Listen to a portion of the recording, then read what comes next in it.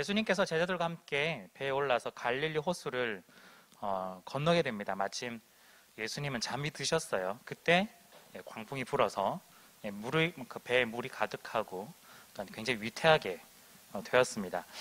제자들은 굉장히 혼란에 좀 빠졌죠. 그래서 모두 좀 죽을 것 같은 그런 두려움을 지금 느끼고 있습니다.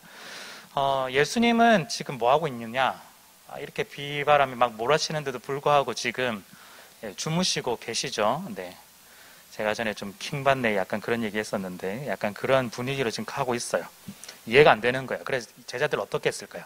예수님 막 흔들어서 깨웁니다. 그래서 잠에서 깨신 예수님이 바람과 물결을 꾸짖어, 그래서 명해서 잔잔하게 만드시죠.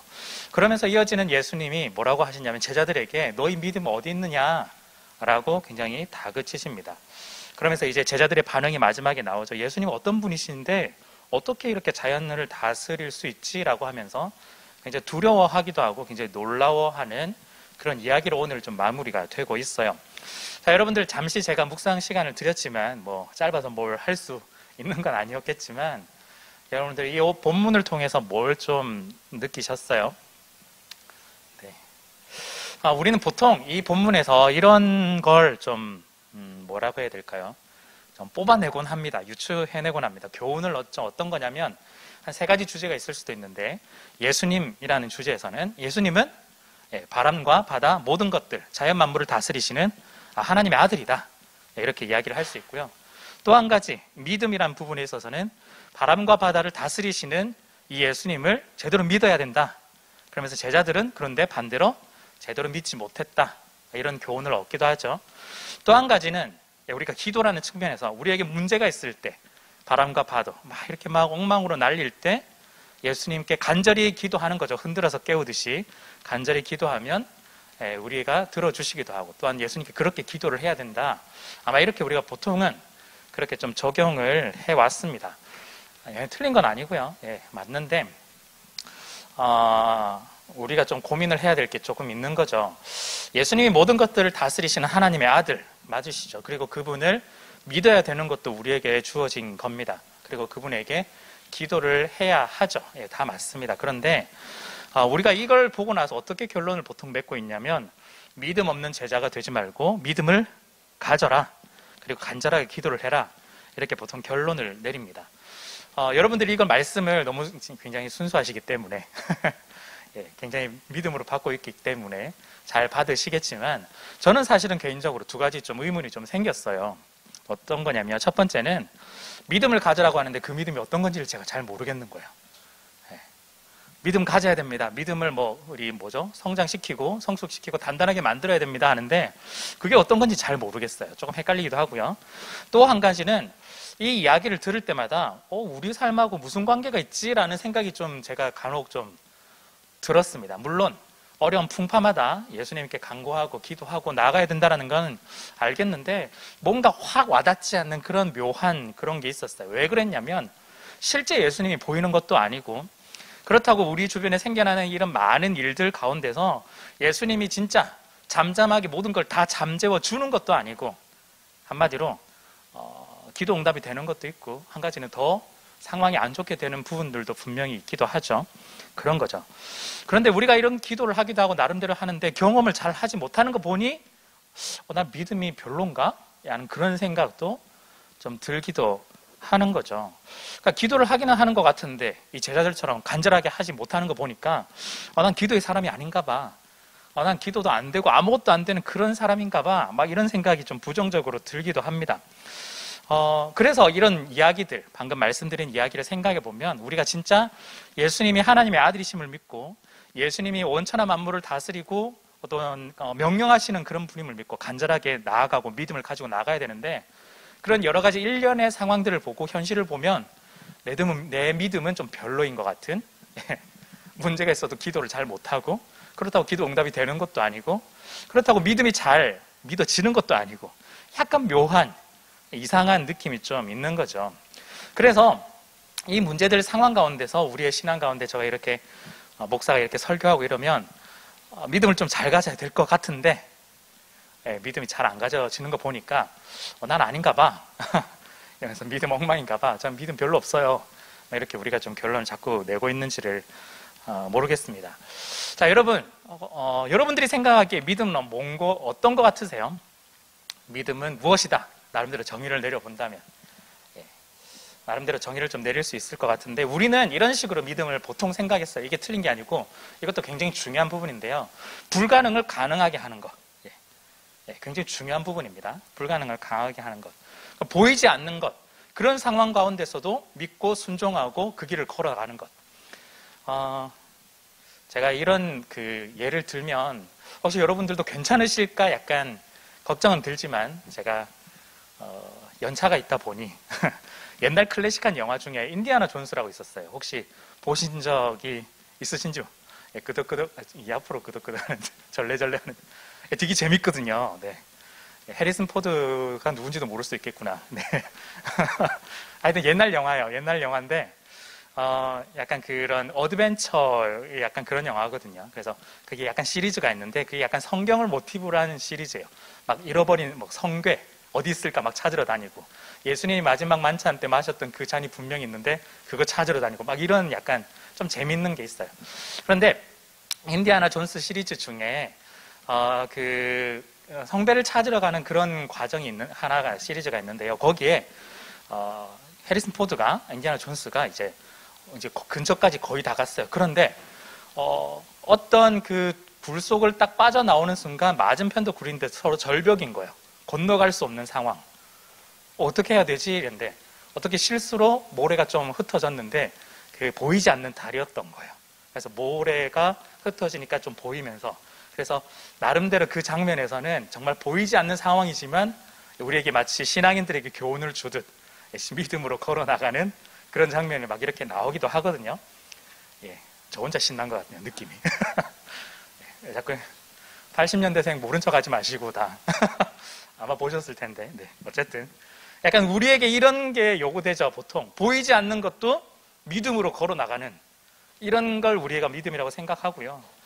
지금은 없지만, 지금은 가지고 있지는 않지만 하나님께서 주시는 것, 아마 주실 거야 라는 우린 신뢰를 가지고 나아가는 것도 우리가 보통 믿음으로 생각하고 있습니다. 그래서 이런 것들 생각하다 보면 어떻게 결론을 만들 수가 있냐면, 없는 것도 있게 만들고 불가능한 것도 가능하게 만드는 걸 우리가 믿는, 우린 의지적인 믿음이 굉장히 우리 가운데 많이 있어요.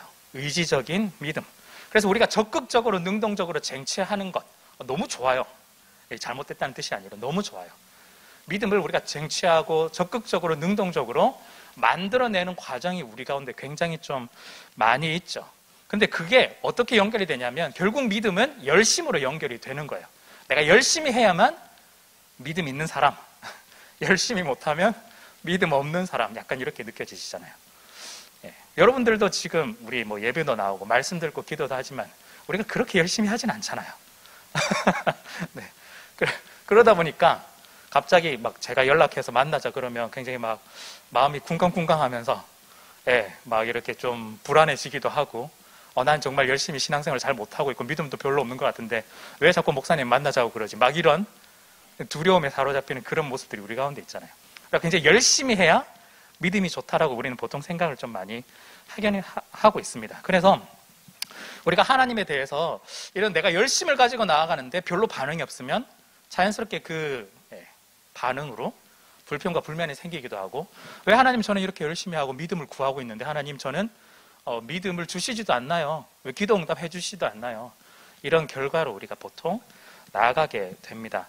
자, 그런데요, 이제부터 조금 다른 이야기를 좀 해볼 텐데, 여러분들이 사람과 사람 사이를 한번 생각해 보시면 좀 좋을 것 같아요. 사람과 사람 사이에 서로 믿는다라고 할 때 여러분들 정말 의지적으로 적극적으로 능동적으로 저 사람을 믿어야 되겠어 하고 믿는 경우가 대부분인가요? 물론 그런 경우도 있을 수도 있겠죠. 그런데 우리는 그런 생각 거의 하지 않고 사람을 믿기도 하고, 또한 싫어하기도 하고 불신하기도 하고 또한 신뢰를 가지기도 하거든요. 우리는 사람에 대해서 그렇게 하지는 않아요. 우리가 그 사람에 대해서, 상대방에 대해서 예를 들어서 신뢰에 좀 금이 갔는데 그걸 어떻게 이겨내보고자, 저 사람 믿을 수 없는 사람임에도 불구하고 나는 반드시 믿겠어 라고 하는 사람 그렇게 없거든요. 그러니까 신뢰가 금이 가면 금이 간 대로 그냥 우리는 끝을 내버리는 경향이잖아요. 즉 우리가 사람 사이를 생각해 보면 의지적으로, 적극적으로, 능동적으로 쟁취해서 믿음이 얻어지는 게 아니라는 거죠. 사람을 믿는다는 게 어떤 걸까요? 우리가 그 사람에 대해서 정보를 너무나 잘 알고 어디 출생이고 어디 학교를 나오고 어디에서 일을 하고 어떤 스타일이고 다 알아야 그 사람이 믿어지나요? 아니잖아요. 여러분 잘 아시잖아요. 그게 중요한 게 아니라 그 사람하고 대화를 해보고 같이 일을 해보고 같이 만나보고 경험해보면서 그런 뒷병이 중요한 게 아니라 그 사람이 하고 있는 그 모든 지금의 나와의 관계 속에서 이 사람이 참 괜찮은 사람이다 라고 우리가 느껴지는 거지. 한 번도 대화도 안 해봤는데 그 사람 굉장히 믿을 만한 사람이야 하는 건 맹신이에요. 맹신인 거죠.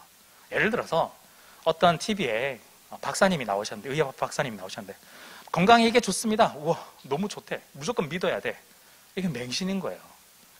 물론 전문가가 알려줬기 때문에 확실히 우리보다는 도움이 되겠죠. 비전문가가 보다 이야기하는 것보다는. 그런데 그런 전문가가 하는 이야기 외에 우리가 평상시 나누는 모든 것들이 그냥 전문가만 얘기했다고 무조건 다 맞으면 이 사람은 관계성을 쌓을 수가 없는 거죠. 서로가 함께 이야기하며 경험하며 나누는 가운데 관계가 만들어지고 신뢰가 만들어지고 믿음이 만들어진다라는 겁니다. 자, 그런데요, 우리가 이걸 하나님께 좀 적용을 해보셨으면 좋겠습니다. 우리가 하나님에 대해서 오해가 좀 있는데요, 우리가 하나님을 믿을 때는 우리가 어떻게 믿고 있느냐? 방금 말씀드린 것처럼 적극적으로, 의지적으로. 왜냐하면 하나님이 안 믿겨지거든요. 왜 안 믿겨질까요? 사람하고 비교해보면 간단하죠. 만난 적이 없어서 그래요. 사람을 만나고 처음에는 저 사람 괜찮을까? 하지만 이야기 좀 해보고 같이 만나보고 좀 밥도 먹어보고 하면 괜찮다 하는데 우리는 하나님을 그렇게 한 적이 많이 없어요. 그냥 교회에서 이렇게 목사가 설교하고 그냥 성경에 나와 있다고 하니까 그냥 좀 읽어보고 하니까 하나님 이런 분인데 우리가 오해를 많이 하고 있는 거예요. 하나님은 사랑의 하나님이라고 생각했는데 알고 보니까 공의의 하나님도 있고요. 하나님은 정의의 하나님이라고 생각했는데 사랑도 생각보다 엄청나게 많은 분이라는 게 우리가 사실은 경험하면 알 수 있는데 우리가 글로만 알고 머리로만 알고 정보로만 아니까 제대로 하나님을 모르는 거예요. 그래서 신뢰가 안 생기는 거야. 한마디로 하나님에 대한 믿음, 하나님에 대한 신뢰가 왜 안 생길까? 왜 나는 하나님이 믿어지지 않을까? 간단합니다. 하나님을 깊이 만난 적이 많이 없어서, 그리고 물론 만났기는 만났지만 너무 뜸하게 만나는 거예요. 너무 뜸하게. 어느 정도로 만나느냐, 우리가 이렇게 좀 얘기를 해볼 수 있을 것 같아요. 하나님을 내가 문제 해결사로 여기느냐, 아니면 정말 나와 친밀한 관계를 가지고 있는 권위자로 우리가 만나고 있느냐, 이렇게 한번 좀 생각해 볼 수 있을 것 같아요. 우리는요, 하나님을요, 친밀한 권위자로 보다는 문제 해결사로 굉장히 만나는 경우가 굉장히 많아요. 예를 들어서 여러분들 핸드폰이 고장났을 때 AS센터 가가지고 맡겨서 수리를 하잖아요. 수리를 합니다. 그리고 우리가 아플 때는 의사나 약사를 통해서 처방을 받고 우리가 만나기도 하죠.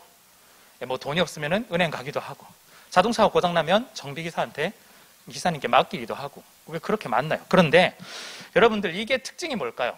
매일마다 만날까요? 그렇지 않아요. 필요할 때마다 만나는 거예요.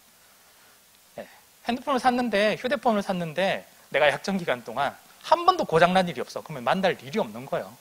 그런데 만났다. 1년에 한 번 그냥 어쩌다가 만나는 거죠. 병원? 저는 병원 잘 안 가거든요. 아파트 잘 안 간다기보다는 잘 아플 일이 많이 없는데 저 병원 거의 안 가는데 선생님 만나는 거 1년에 진짜 한두 번이에요. 근데 그분하고 저하고 굉장히 깊은 관계가 맺어졌을까요? 아니요. 전 오히려 여기 학동에 있는 스타벅스 직원들하고 알고 있어요. 굉장히 좀 당황할 정도로 제가 아예 그냥 그 사이렌 오더 네임을 갖다가 저는 제 이름으로 박아놨거든요. 제가 잘 안 들려가지고 무슨 님 하면 누군지를 몰라가지고 차라리 김근수님 이러면 내 거 나왔구나. 그렇게 해버리니까 직원들도 알더라고요. 차라리 이분들하고 알지, 저는 1년에 한두 번 가는 의사 선생님하고는 잘 알지는 못해요. 무슨 뜻인지 아시겠죠?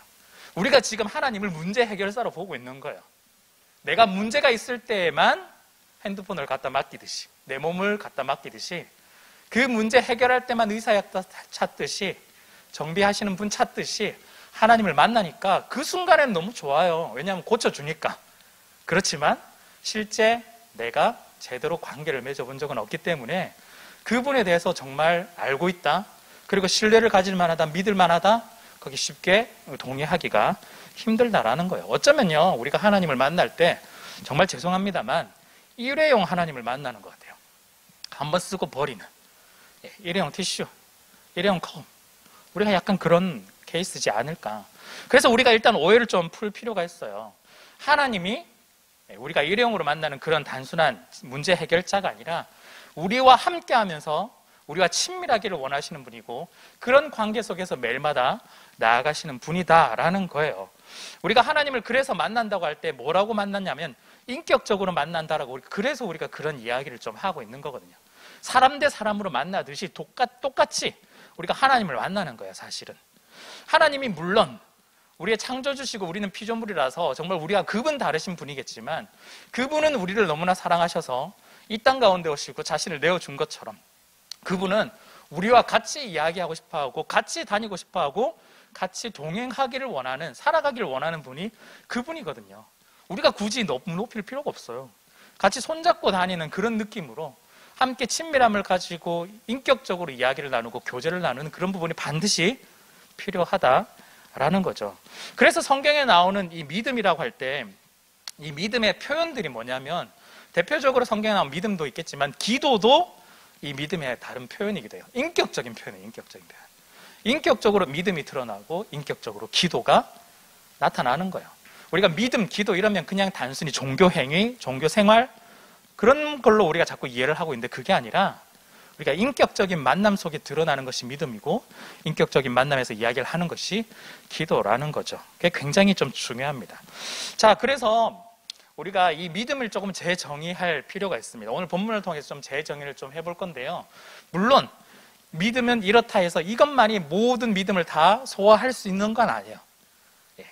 그러니까 믿음이라는 것을 만약에 100가지로 설명을 해본다면 이 부분은 또 일부분일 수도 있어요. 그렇지만 여러분들이 지금까지 생각한 것이 전부라는 것은 잠시 내려놓고 믿음이 이런 것도 있구나라는 걸 이해하신다면 훨씬 더 예수님과의 관계 속에서, 하나님과의 관계 속에서 풍성한 믿음의 은혜들을 누릴 수 있지 않을까 싶어요. 그래서 첫 번째는요, 믿음은 뭐라고 정의할 수 있느냐? 믿음은 관계예요. 지금까지 말씀드렸던 게 모든 게 지금 이 이야기입니다. 믿음은 관계입니다.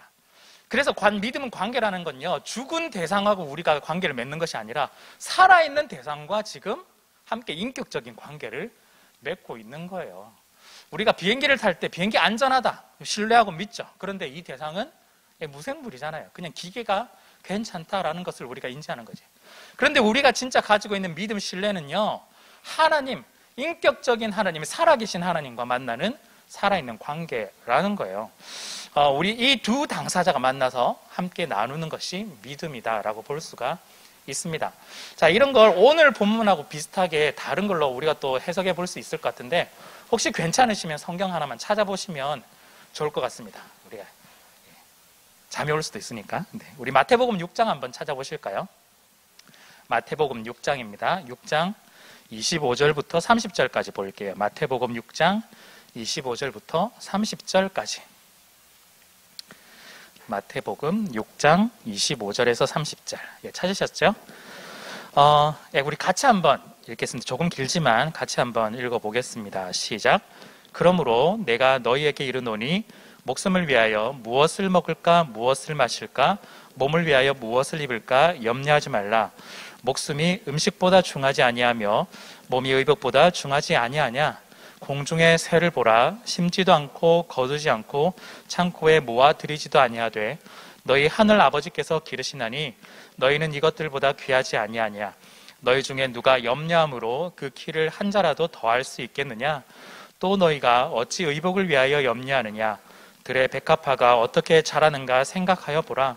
수고도 아니하고 길쌈도 아니하느니라. 그러나 내가 너희에게 말하노니 솔로몬의 모든 영광으로도 입은 것이 이 꽃 하나만 갖지 못하였느니라. 오늘 있다가 내일 아궁이에 던져지는 들풀도 하나님이 이렇게 입히시거든 하물며 너희일까 보냐. 믿음이 작은 자들아. 마지막 30절에 보니까 믿음이 작은 자들아 라고 이야기를 합니다. 왜 그럴까요? 그 이야기가 25절부터 30절에 나와 있죠. 왜 하나님이 주시는 걸 믿지 못하느냐 이렇게 이야기를 하고 있어요. 1차적으로 보면 우리가 지금까지 봐왔던 그런 믿음의 행태입니다. 무슨 말이냐면 하나님이 주시는 것, 하나님이 주시는 먹을 것, 하나님이 주시는 입을 것, 하나님이 지키시는 모든 것들이 하나님께서 주신다라는 걸 우리가 알고 있는 거죠. 그런데 우리가 어디에 자꾸 포인트를 두고 있냐면 이런 거랑 똑같아요. 하나님이 주시는 은혜라는 단어를 한번 생각해 보시면 우리 어디에다 포인트를 두고 있냐면 은혜에만 포인트를 두고 있는 거예요, 지금. 근데 이 은혜를 누가 주시느냐? 하나님이라는 거예요. 그 관계성은 우리가 자꾸 잊어버리고 그냥 하나님이 주시는 은혜라고 자꾸 계속 생각을 하니까 이 은혜를 받기 위해서 내가 뭘 해야 될까? 자꾸 거기에 매몰되기 시작하는 거예요. 여기서 말하는 건요, 내가 너랑 어떤 관계인데 이건 너무 걱정 안 해도 돼, 이 얘기예요, 사실은. 내가 너 하나님 아버지야. 내가 너 아버지야. 왕이야. 내가 백성, 자녀들 그냥 굶기게 그냥 내가 놔둘까? 아니야, 절대 그렇지 않아. 이 이야기를 지금 하고 있는 거예요. 우리랑 관계없는 신분인데 그분이 그냥 뭐 이렇게 베풀어 주시니까 감사합니다, 감사합니다 이런 수준이 아니라 지금 관계성에서 지금 이 이야기를 하고 있다라는 거예요. 우리가 이 말씀을 이렇게 조금 이해하시면 좀 좋겠습니다. 여러분들이 지금은 우리가 나이가 조금은 있지만 여러분들이 초등학생이었다라고 한번 생각해 보시고 그때를 한번 생각해 보시죠. 만약에 학교에서 다녀와서 집에 왔는데 집에 들어올 때마다 이런 걱정을 하는 거예요. 오늘 부모님이 밥을 주시지 않으면 어떡하지? 막 이런 거. 그리고 내일 내가 자려고 하는데 집을 나가라고 하면 어떡하지? 굉장히 지금 심각한 상황이잖아요. 이런 상황으로 하는 케이스는 정말 집이 굉장히 힘든 그런 상황 빼고는 웬만해서는 대부분은 그냥 아무 생각 없이 그냥 초등학생들은 들어가죠. 정말 들어가요. 앞부분 케이스는 아동학대로 신고를 해야죠. 근데 일반적으로는 아이들이 그런 걱정하고 살지 않거든요. 여러분들이 좀 이제 청소년 때 방황을 좀 하신 분들도 있겠지만 혹시 방황하실 때 이런 걱정하면서 방황했는지 모르겠는데요. 사춘기 때 부모님하고 이렇게 이제 엄청나게 싸우고 나면 내 인생 내가 할 거니까 간섭하지 말라고 막 큰 소리 쳤어요. 그러고 나서 어떻게 할까요? 자기 방으로 들어가요. 이 방은 이 집주인 명의는 엄마 아빠 건데 내 인생 내가 알아서 한다 해놓고 그냥 얹혀 살면서 그래서 다음날 밥 먹으러 가면 나와서 밥은 다 먹고 자기 방 다시 들어가고 생각해 보시면 그런 거 걱정 하나도 안 하고 그냥 막 싸웠거든요. 이 집에서 나가라고 하면 어떡하지?부터 시작해서 밥 못 먹으면 어떡하지? 물론 요즘 뭐 그것 때문에 가출하는 경우도 있을 수도 있겠지만 어떤 의미인지 알겠어요. 그런 걱정하지 않아요. 막 대들면서도 사실은 이게는 부모님과 나와의 일반적인 기본적인 관계성이 가지고 있기 때문에 전혀 먹고 사는 문제에 신경도 안 쓰고 그냥 내 진로에 대해서 고민하고 싸우는 거예요. 내가 알아서 하겠다고. 그런 거 걱정했으면 싸우지도 못할 뿐더러 만약에 싸웠다면 진짜 나가야죠. 내가 알아서 돈 벌고 내가 알아서 집 마련하고 내가 알아서 내가 먹고 싶은 거 내가 돈 벌어가지고 그거 쓰고 사 먹어야 되는 거죠. 지금 여러분들은 내가 나름대로의 경제 생활을 하고 사회 생활을 하기 때문에 나름대로 여러분들이 판단하고 충분히 할 수 있죠. 근데 초등학생, 사춘기, 내가 아직 그런 상황이 아니니까 그런 거 걱정 안 해도 다 줄 걸 알고 있으니까 그냥 그렇게 살아가고 있다라는 겁니다.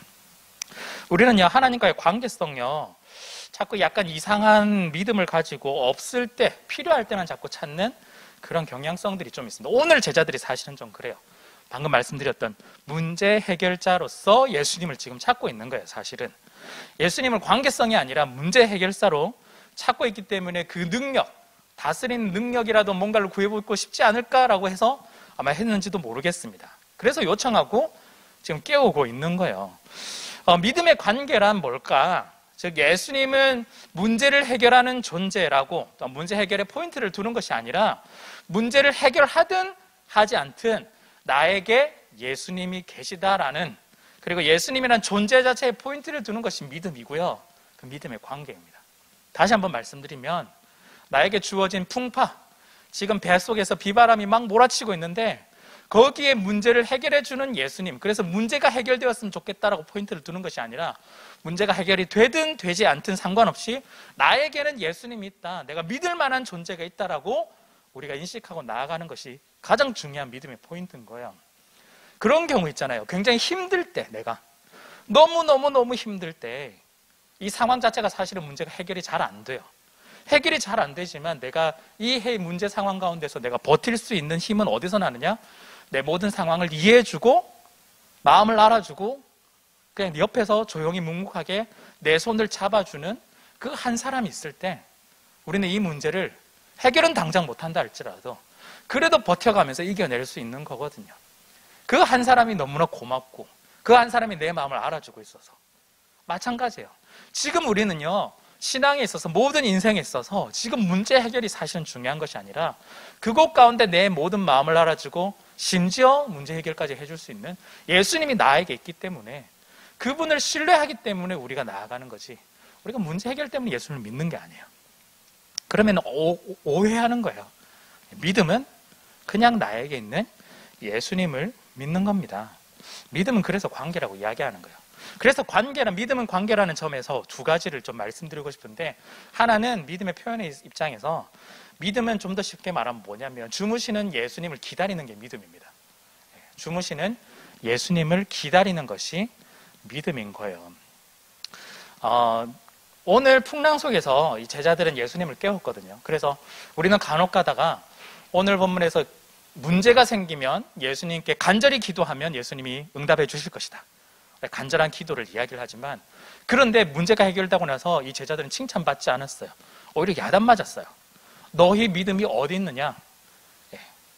무슨 뜻일까요? 지금 깨우면 안 된다는 뜻이었거든요. 쉽게 말하면. 왜 깨웠냐? 이거였어, 솔직하게 말하면. 왜 그랬을까요? 예수님은 어차피 이 문제를 해결하는 분이기 때문에 이 문제를 볼 것이 아니라 그냥 뱃속에 갇힌 예수님과 신뢰한다면 결국에는 예수님이 문제를 해결해 주시겠구나 하며 그냥 뭐 굳이 안 깨워도 상관없다는 거예요. 지금 사실은 이 제자들의 마지막 반응, 이 사람이 누군데 바람과 바다를 잔잔하게 할까? 라는 이 질문에서 우리는 충분히 유추할 수 있는 건, 제자들은 자연을 모든 걸 다스리는 예수님이기 때문에 깨워야 되겠다 이런 거 아니었어요. 그냥 무서워서 깨웠어요. 의도가 있어서 깨운 게 아니었어요. 결국 기도라는 차원이 아니었던 거예요, 알고 보니까. 그래서 예수님은 이 제자들을 다그쳤던 겁니다. 예수님이 이 제자들에게 요구하시는 게 뭘까요? 예수님은요, 자신의 모습, 지금 현재 상황을 지금 일부러 좀 보여주고 있는데요, 내가 누군지를 안다면, 내가 너희와 어떤 관계인지를 안다면 너희는 그냥 기다리는 게 필요해 라는 걸 지금 말씀하고 있는 거예요. 이 제자들이 예수님을 지금 봤을 때 처음 만나서 지금 처음 경험했을까? 그게 아니라는 거예요. 지금 많은 시간 동안 예수님이 어떤 분이란 걸 충분히 이제는 알고 있고, 그 말을 통해서 예수님의 존재도 알고 있었고, 그리고 예수님과 함께 밥 먹고 함께 자면서 예수님과 친밀한 관계를 충분히 누렸음에도 불구하고 결국 문제가 왔을 때는 예수님이 보이지 않고 문제가 자꾸 보이는 거죠. 문제가 아니라 예수님이 어떤 분인지를 우리가 이제는 안다면 기다릴 필요가 있다라는 겁니다. 예수님은 우리를 향해 기도합니다. 예수님이 주무신다면 진짜 아무것도 안 하고 주무실까? 지금 일부러 지금 보여주고 있는 장면이지만 실제 예수님은 우리의 삶 가운데서 계속해서 일하고 계시거든요. 이런 거예요. 지금 주무신다는 표현은 내가 지금 어려운 상황에 처했을 때 때로는 기도하고 때로는 간구하지만 아무런 응답이 없을 때 기다림이 우리 가운데 필요하다는 걸 오히려 우리식으로 해석하면 그렇게 충분히 해석할 수 있습니다. 우리에게 필요한 때를 일러주실 거예요. 우리에게 가장 적합한 때에 깨워서 우리 가운데 말씀해 주시고 풍랑을 잠잠하게 해 주실 겁니다. 물론 우리가 배를 타다 보면 배멀미가 날 수는 있겠죠. 배멀미 날 수 있어요. 그렇지만 이 시기가 배멀미 한다고 지금 이 시기에 우리를 완전 죽이는 시간이 아니라 우리가 이 시기를 넘어가면 잠잠하게 만들어지는 그런 시기가 있다는 걸 지금 일러주고 있는 거죠. 어쩌면 이 풍파가 우리를 죽일까? 오히려 그것보다 더 크신 예수님이 있기 때문에 누구를 두려워하느냐? 문제가 아니라 예수님을 더 두려워하며 그 예수님에 대한 경외와 신뢰감을 가지고 우리가 나아갈 필요가 있다라는 겁니다. 자, 먼저 믿음의 표현이 한 가지 이거였다면 관계 속에서 또 한 가지 표현은 이렇게 이야기를 할 수 있을 것 같아요. 믿음은 주무시는 예수님 옆에서 같이 잠자는 거다. 믿음이 뭐냐? 주무시는 예수님 옆에서 같이 잠자는 거라고 믿음의 표현을 좀 해볼 수 있을 것 같습니다. 우리는 적극적인 믿음을 이렇게 좀 많이 주장하기 때문에 더 적극적으로 예수님 깨우고 더 흔들어, 더 예수님 완전히 깨워가지고 이 문제를 해결시켜, 우리가 그런 걸 원하는 것 같지만 그 바람과 바다를 다스리는 예수님이 이 자리에서 주무신다면 별일이 없다는 뜻이에요. 전문가가 아닌 사람이 그냥 자고 있으면 제정신이 아닐 수도 있는데 모든 걸 다스리시는, 모든 걸 다 아시는 예수님이 이 풍파 가운데서 주무시고 계신다면 이 문제 없구나, 큰 문제가 아니구나, 이렇게 인식을 해야 된다라는 거죠. 저는 그 아이를 키우고 있는 사람인데요, 6살인데 아이들의 특징은 뭐냐면 밤중에 만약에 깨잖아요. 딱 깼는데 양옆에 예를 들어서 자기 엄마 아빠가 없다 이러면 이제 문제가 생기죠. 딱 깨서 딱 깼는데 너무 어두워서 무서울 것 같은데 옆에 엄마가 있다? 그러면 아무 일 없이 그냥 다시 눕고 자요. 똑같아요. 우리가 지금 일상생활을 하다가 삶을 살아가다가 문제가 딱 생겼는데 지금 옆에 하나님이 없다라고 자꾸 인식을 하고 있으면 이게 문제가 되는 거예요. 그런데 우리가 옆에 주무시더라도 예수님이 옆에 있다 하면 예수님 이 정도 문제 가지고는 그냥 알아서 눈 뜨지도 않는데 아무런 문제가 아니구나. 예수님하고 같이 잘 수 있는 나의 용기에 믿음이 필요하겠구나. 우리에게 지금 이 얘기를 하는 거예요. 진짜 믿음이 뭐냐면요, 이게 문제를 바라보는 것이 아니라 예수님을 바라보고 예수님이 주무시면 그냥 옆에 같이 자는 거예요. 누워 있는 거예요. 물론 잠이 안 올 수도 있겠죠. 그렇지만 내 몸을 맡겨보는 겁니다. 아이들이요, 부모님하고 같이 있으면 어떤 거 이야기를 하냐면 놀이터에서 놀 때 아이들은 그냥 엄마 아빠가 있다라는, 가끔씩 잃어버리는 경우도 있지만 마음 놓고 놀아요. 굉장히 마음 놓고, 세상 걱정 없이 마음 놓고 놀아요. 그게 우리 가운데 좀 필요합니다. 마음을 놓는 거, 마음을 놓는 게 우리 가운데 필요합니다. 믿음은요, 마음을 놓는 것이고요, 믿음은 누구에게? 하나님께 우리의 마음을 놓고 우리 마음껏 하는 것이 우리 믿음이라고 이야기를 할 수가 있습니다. 지금 제자들이요, 예수님과의 믿음의 관계 속에서 단단한 믿음이 된다면 기다리는 것뿐만 아니라 이 풍랑쯤이야, 풍랑을 다스리는 옆에서 같이 자는 거지, 별일 있겠어, 별일 없으면 예수님하고 같이 죽는 거지, 약간 이렇게, 예수님 부활하듯이 우리도 같이 부활하지, 약간 그런 쿨함이 조금 필요해요. 그냥 마음을 좀 놓고 나아가는 것이 진짜 믿음인 거죠. 예수님이 옆에서 같이 자는 것은요, 포기? 아니에요. 포기의 지점이 아니라 완전히 마음을 놓고 믿고 맡기는 최고의 표현이라고 할 수가 있습니다. 어쩌면 우리가 불안한 이유, 두려운 이유, 우리가 예수님께 마음 놓지 못해서 그래요. 불안한 이유, 두려운 이유, 예수님 옆에서 마음 놓고 누워있지 못해서 그래요. 어떡하지? 걱정이 되는데 예수님이 옆에 누워있을 때 같이 누워있지 못하는 그 불안함 때문에 우리가 계속해서 그렇게 나아가는 겁니다. 그래서요, 여러분 너무 힘겹게 여러분들 자기 너무 몰아붙이지 마세요. 특히 사회생활 좀 잘하시는데 신앙생활 더 몰아붙이는 분들이 가끔씩 있어요. 너무 안 몰아붙여도 돼요. 나는 왜 이럴까? 제가 볼 때는 엄청 잘하고 있거든요. 너무 그렇게 안 몰아붙여줘도 돼요. 그리고 자기를 몰아붙이지 마시고, 특별히 또 내가 뭔가를 자꾸 해야 되겠다라는 너무 강박에 빠지시지 않으셔도 좋겠습니다. 물론 하나님 앞에서 내 마음과 정성을 다해서 열심히 하는 거 너무 좋습니다. 최선을 다해서 하시되 그걸로 자기를 학대하지 마세요. 자기를 너무 힘들게 만들지 마시고, 그걸로 했다 안 했다로 자꾸 판단하지 마시고, 오히려 그 관계 속에서 손잡고 나아갈 때 더 큰 풍성한 은혜와 사랑이 여러분 가운데 분명히 있을 겁니다. 왜 예수님은요, 우리에게 믿음을 요구하실 때 어린아이와 같은 믿음을 요구하실까요? 이 아이들을 굉장히 사랑하시면서 이 아이들에게 천국에 있는 것처럼 말씀하셨잖아요. 왜 그럴까요? 이 친구들 아무 걱정 없어요. 마음 놓고 그냥 지금 놀고 있거든요. 지금 우리에게 그게 필요해요. 예수님께 마음 놓고 맡겨드리고 결과는 다 맡겨드리고 그냥 살아가는 거예요.